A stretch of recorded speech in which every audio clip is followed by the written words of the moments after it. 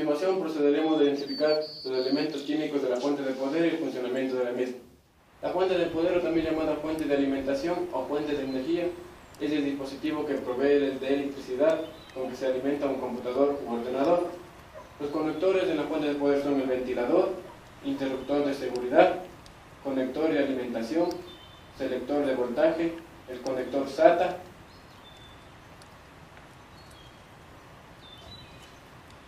conectores de 4 terminales, conector ATX, conector de 4 terminales ID y conector de 4 terminales FD. Ahora procedemos a desarmar la fuente de poder para ver los elementos químicos que está compuesto.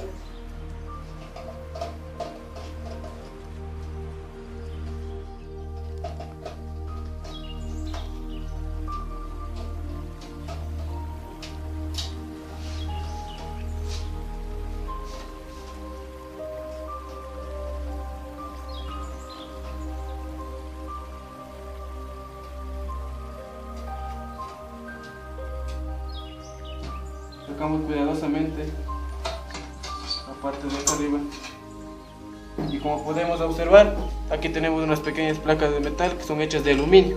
Este aluminio sirve para que no se recalienten los dispositivos pequeños que se encuentran en el interior de la fuente de poder. Acá también encontramos el ventilador.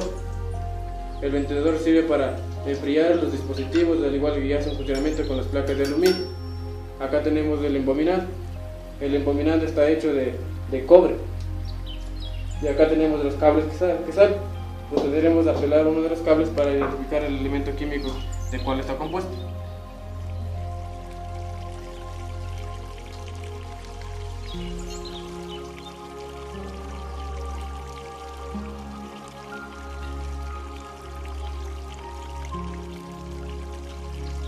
Como podemos observar, en el interior tenemos el cable, que es hecho de cobre. Aquí lo pueden ustedes observar. Bueno, a continuación les procederé a explicar sobre el funcionamiento del metal cobre, que aquí en el embominante. El cobre, debido a que su conductividad es la segunda mayor de entre los metales y su costo es bajo, el cobre se usa en la mayoría de los cables, conectores, placas de circuitos y presas u otros componentes eléctricos. Bueno, ahora les voy a explicar el funcionamiento del aluminio. El aluminio es un metal que reúne una serie de propiedades mecánicas excelentes dentro del grupo de los metales no férreos, de ahí su elevado uso en la industria, la buena resistencia mecánica de algunas de sus aleaciones, incluso a altas temperaturas, lo que hace que este le gana sustituir a aleaciones de titanio en el mundo aeronáutico, donde la ligereza unido a la resistencia mecánica son factores importantísimos. Bueno, ahora procederé a explicar sobre los elementos químicos y su funcionamiento. El ventilador, como podemos observar, aquí tenemos el ventilador. Un CPU es una de las piezas más importantes de un ordenador, mientras que un ventilador de CPU ayuda a mantener el procesador refrigerado y protegido contra el sobrecalentamiento. Los procesadores generan mucho calor debido a su energía eléctrica interna. Cuando más se haga trabajar al CPU, más se calentará. Como podemos observar aquí en el ventilador tenemos unas pequeñas llanuras que son hechas de aluminio para que el aire caliente pase aquí y el ventilador lo enfríe porque es un metal de aluminio. Aquí tenemos el ventilador, que dentro del ventilador podemos encontrar un embobinado que es de cobre, como podemos observar en este ventilador. Aquí nosotros podemos observar el embobinado que es de cobre, que es un aislante.